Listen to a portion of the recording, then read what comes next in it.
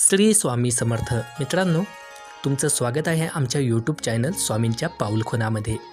तर मित्रांनो, आपल्या सर्वांनाच नेहमीच प्रश्न पडतो की नेहमी चांगल्या माणसासोबत देव वाईट का वागतो. तर तुम्हाला आम्हाला सर्वांनाच हा प्रश्न नक्कीच पडतो. तर स्वामी समर्थ महाराजांनी या प्रश्नाचं उत्तर अत्यंत चांगल्या पद्धतीने दिलेले आहे.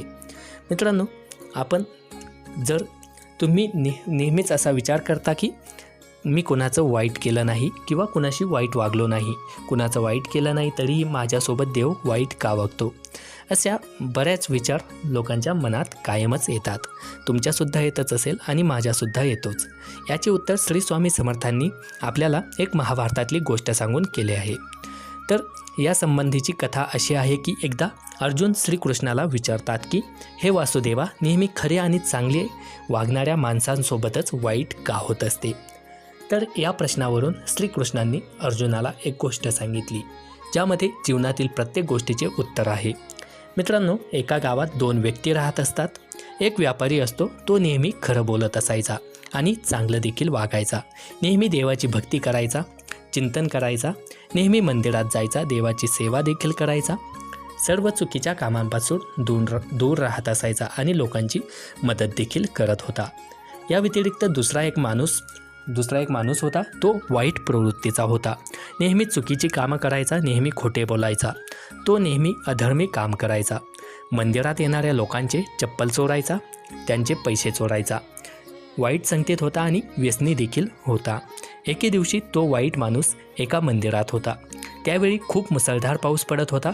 या गोष्टीचा फायदा घेऊन वाईट माणसाने त्या मंदिरातील पैसे चोरले आणि त्याचवेळी तो चांगला माणूस तिथे होता.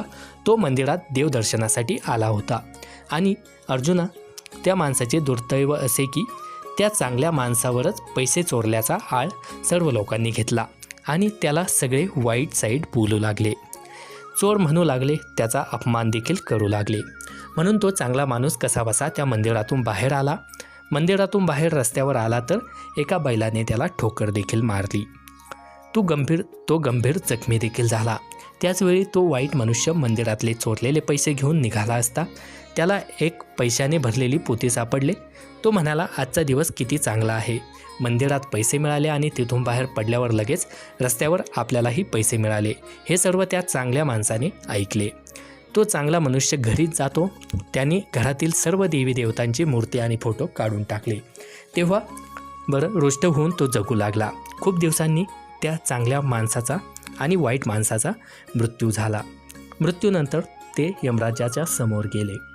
तेव्हा चांगल्या माणसाने त्यांना प्रश्न विचारला, मी तर नेहमी चांगले कर्म केले, चांगलं वागलो, नेहमी खरं बोललो, तरी माझ्या वाट्याला दुःखच का आलं, मला सारखा अपमान का मिळाला.